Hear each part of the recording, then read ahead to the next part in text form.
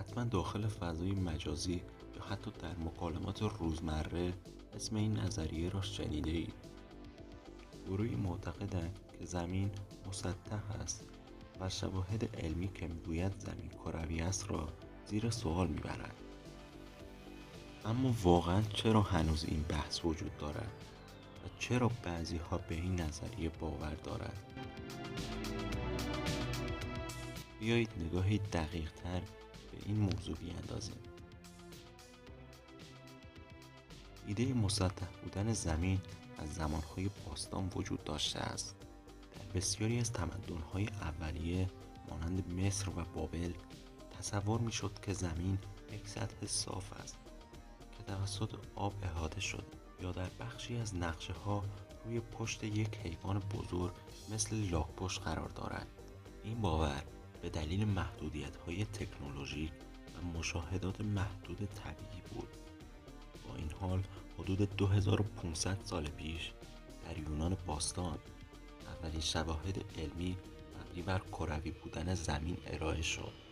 فیثاغورس و بعدها ارسطو با مشاهده سایه‌های زمین روی ماه در زمان خسوف و همچنین تغییر موقعیت ستارگان با جابجایی جغرافیایی نتیجه گرفتند که زمین نمیتواند مسطح باشد.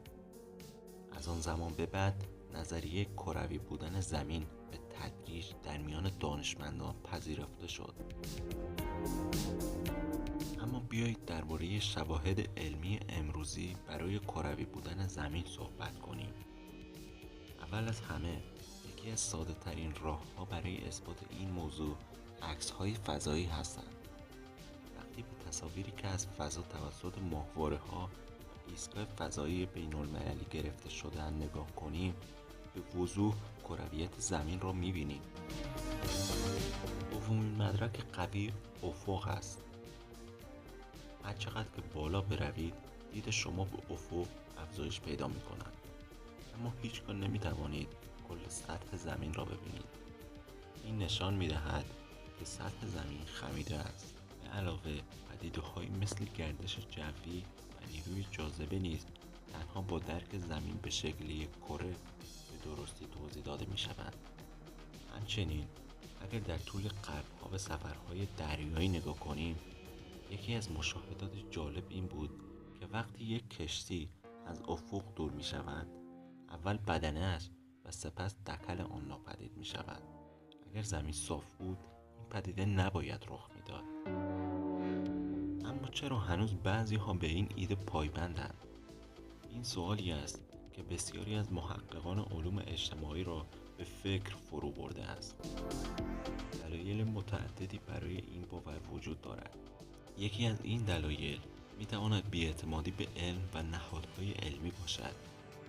در دنیایی که نظریه‌های توطئه رواج پیدا کرده‌اند، برخی از افراد تمایل دارند به هر چیزی که با علم رسمی در تضاد باشد اعتماد کنند. از سوی دیگر اینترنت و شبکه‌های اجتماعی به گسترش این باورها کمک کرده‌اند. افراد میتوانند در جامعه‌های آنلاین با افرادی که مثل خودشان فکر می‌کنند ارتباط برقرار کنند و به مرور زمان باورهایشان تقویت می شود. بیایید نگاهی به برخی از استدلال‌های طرفداران زمین صاف بیاندازیم. یکی از اصلی ترین استدلال‌های آنها این است که اگر زمین کروی بود، ما باید بتوانیم خمیدگی زمین را با چشم خود ببینیم. اما آیا واقعاً این درست است؟ در واقع زمین بسیار بزرگتر از آن است که بتوانیم خمیدگیش را با چشم غیر مسلح مشاهده کنیم. همچنین برخی از طرفداران این نظریه ادعا می کنند که نیروی جاذبه وجود ندارد و ما توسط یک نیروی دیگر به سمت پایین کشیده می شویم. اما آزمایش‌های زیادی وجود دارد که وجود جاذبه را اثبات کرده‌اند. شاید بپرسید که چرا این موضوع اهمیت دارد؟ چرا باید درباره این موضوع بحث کنیم؟ در واقع این مسئله فراتر از یک نظریه قدیمی است. باور به نظریه‌های بی‌اساس می‌تواند به بی‌اعتمادی به علم و نهادهای علمی منجر شود و افراد را از پذیرش واقعیت‌های علمی مهم دور کند. برای مثال، همین بی‌اعتمادی می‌تواند باعث شود که مردم در برابر تغییرات اقلیمی، یا واکسن ها مقاومت کنند. در نهایت با توجه به تمام شواهد علمی و تاریخی مشخص است که زمین صاف نیست.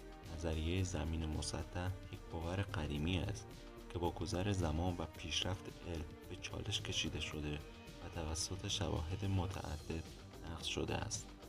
با این حال همچنان باید به سوالات و شک‌های افراد با احترام و استدلال‌های منطقی پاسخ دهیم.